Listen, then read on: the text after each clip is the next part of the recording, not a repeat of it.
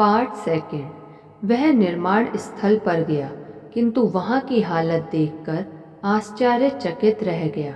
महाशिल्पी विशु महाराणा के साथ ही अन्य सभी शिल्पी उदास मुद्रा में थे। वे किसी अज्ञात भय से काँप रहे थे। उनकी समझ में नहीं आ रहा था कि अब क्या किया जाए। क्या कल सभी शिल्पियों के हाथ काट लिए जाएंगे? बात ऐसी थी कि मंदिर बन जाने के पश्चात उसके ऊपर त्रिपट धर का स्तूप का स्थापन लाख प्रयत्न के बावजूद नहीं हो रहा था।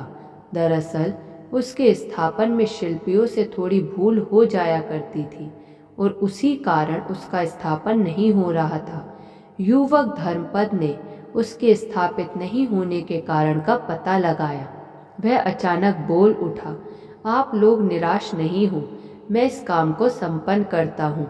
सब अवाक होकर उसको ताकने लगे। निश्चित अवधि के भीतर उसने यह काम कर दिखाया। सब शिल्पी बहुत प्रसन्न हुए, युवक की जय जयकार करने लगे। जब यह बात राजा को मालूम हुई कि स्तंभ का स्थापन एक 12 वर्षीय बालक ने किया है, तो अपने शिल्पियों की शिल्प कला पर उन्हें संदेह हुआ। राजा सोचने लगे कि आखिर इतने बड़े बड़े शिल्पी कर क्या रहे थे। अवश्य ही इन शिल्पियों ने जानबूझकर इसमें देर की है या वे अकुशल हैं। अतः विशु के साथ ही 1200 अन्य शिल्पियों को दंडित करने का निर्णय राजा ने लिया। धर्मपद को यह बात मालूम हुई तो उसने मंदिर के कंगूरे पर चढ़कर निकटवर्ती चंद्रभागा नदी में कूदकर आत्महत्या करने का निर्णय ले लिया, ताकि महाशिल्पी विशु के साथ ही 1200 अन्य शिल्पियों की प्रतिष्ठा गिरने से बच जाए और राजा शिल्पियों को दंडित करने का अपना इरादा बदल सके।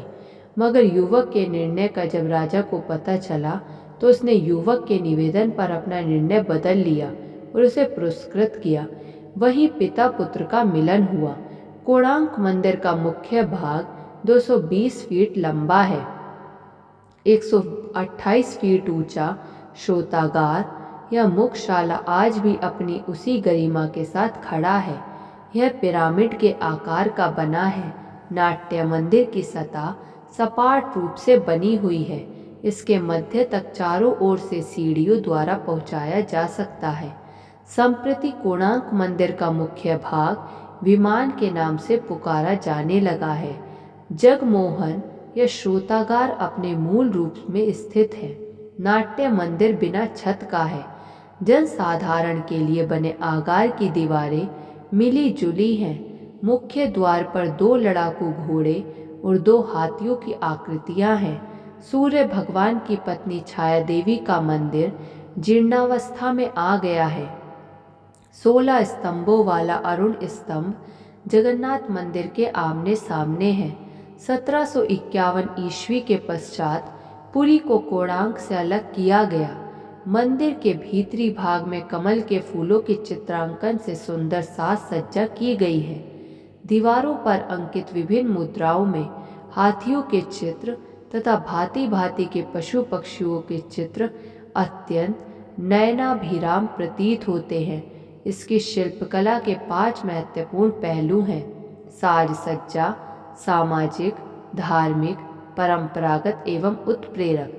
चित्रांकन की संख्यात्मक दृष्टि से इतना विशाल और आकारिक दृष्टि से इतना वृहत है कि सब पर सही रूप से प्रकाश डालना अत्यंत दुरूह है।